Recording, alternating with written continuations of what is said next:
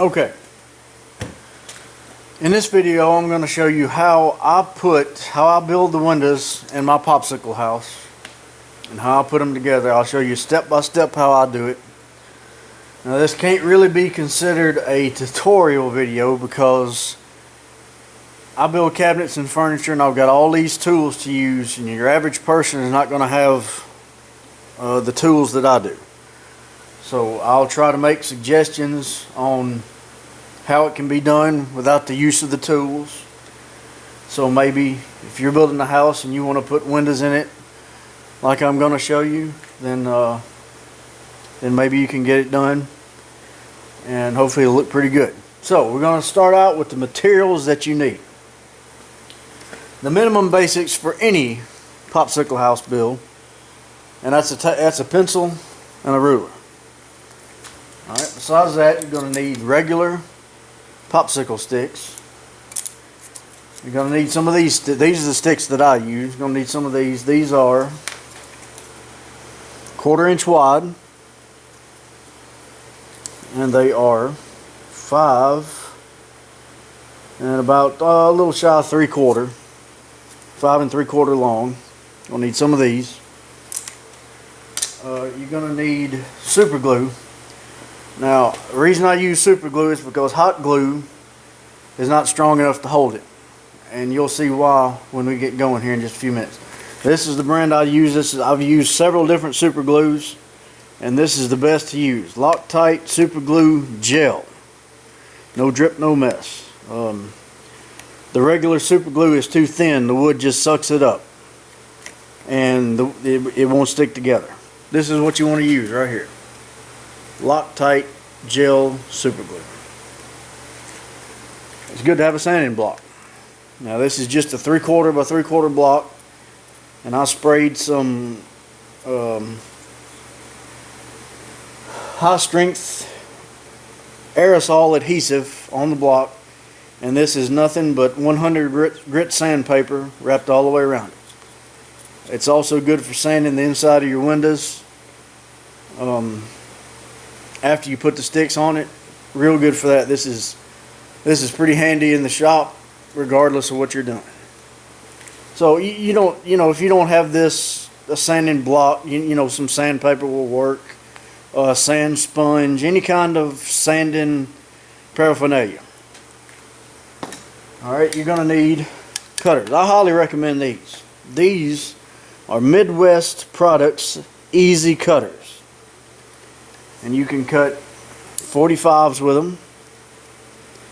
You can cut, what does that say, 60 degree angles, 75, 90 degree angles, 105, 120. I got these from a craft store here called Joann's. And I think that was about $24 or so. But if you got a Joann's in your area, go to their website, print off a 40% coupon, take it in there, you'll get it for like 15 bucks or something. So that's where I got these, but these are good. They make good clean cuts. And when you're trimming your windows, it does a whole lot better job than your average pruners or whatever it is that you use.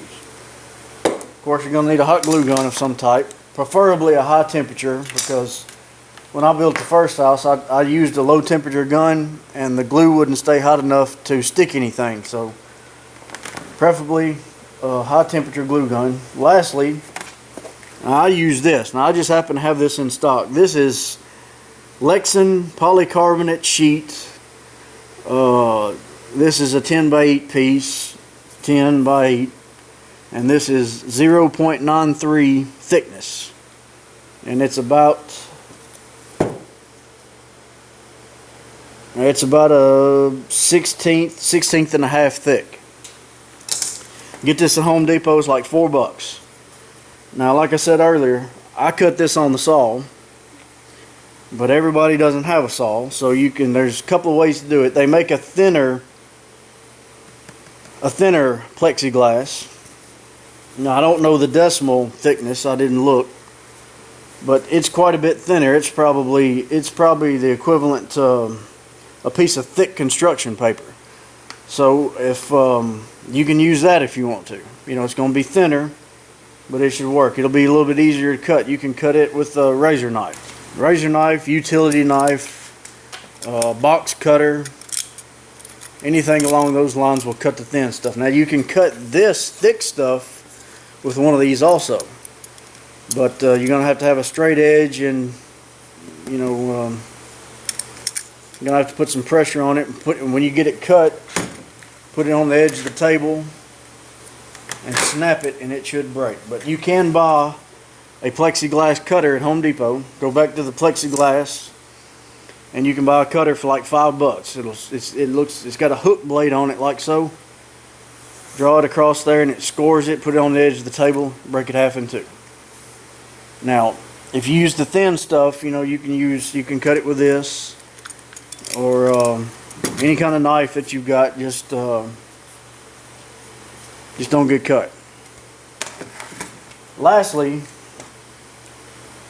I've got a jig set up here to cut one popsicle stick in half the long way. You're going to need something like that. Now you can do that with a razor knife and a ruler, or you know, any kind of knife should cut these. You can also buy a thing called a Yuba cutter or something like that. You can get them on eBay, and they're for cutting popsicle sticks. You can cut them the widthwise, or you can cut them length either one. Now, I've seen a video on YouTube about it, and they look pretty cool. So if I think about it, I'll post a link on the bottom of the video to the Yuba cutter. You can check that out. I think they're about 10-15 bucks on eBay. Now I'll show you the way I cut mine. Move over here to the saw.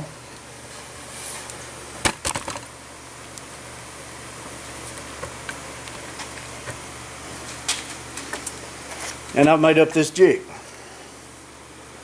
This is my popsicle stick splitter. Pretty simple little gadget.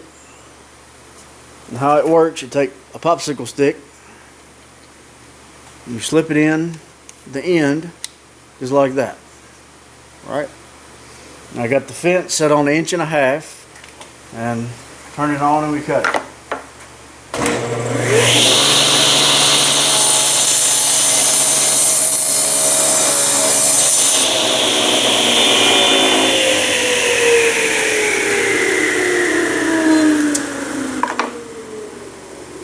Presto, one clean cut popsicle stick.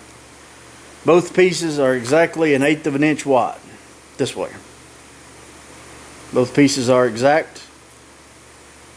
Just a little idea I come up with. Best way I found to cut them half in two that I've come up with. But like I said, I know everybody don't have the same tools that I do. But so check out the Yuba cutter, and you know, see what you can find. You may be able to buy some sticks like this.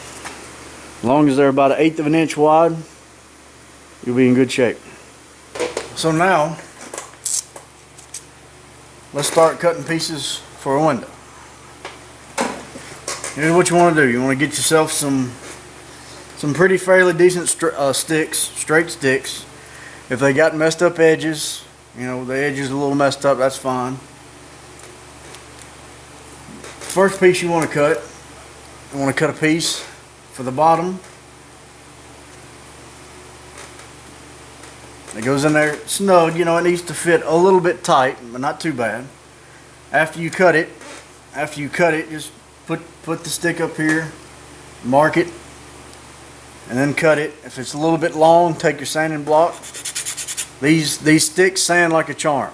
I mean, just a few scrubs along the sander will take off 1/16 of an inch.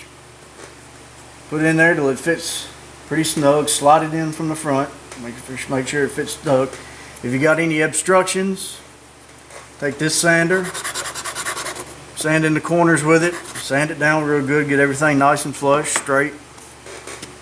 Cut a stick for the bottom or the top first if you'd rather cut a stick for the top, and put them in there like that. Once you get that done, cut a stick for the left, make it fit pretty snug.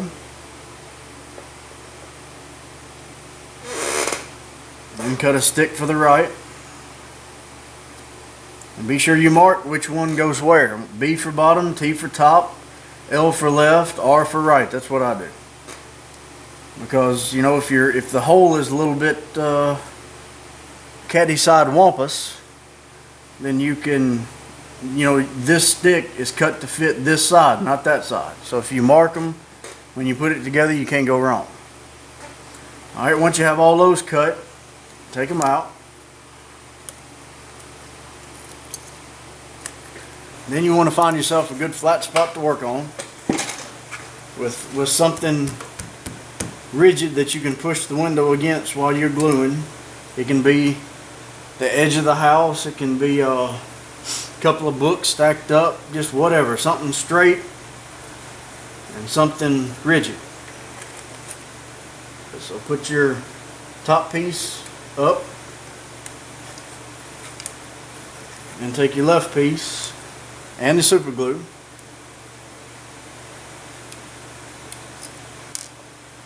Now a little dab will do you with this stuff. You don't want to use a whole lot, because I don't know about you, I like to use it, I don't like to wear it. I hate getting this shit all over my fingers. So, and like I said before, it's a gel, so it's easy to work with. Put you just a little bit, you barely have to squeeze the tube. Put you just a little bit on the end of the stick. I mean, it doesn't take much at all. You can't even see it.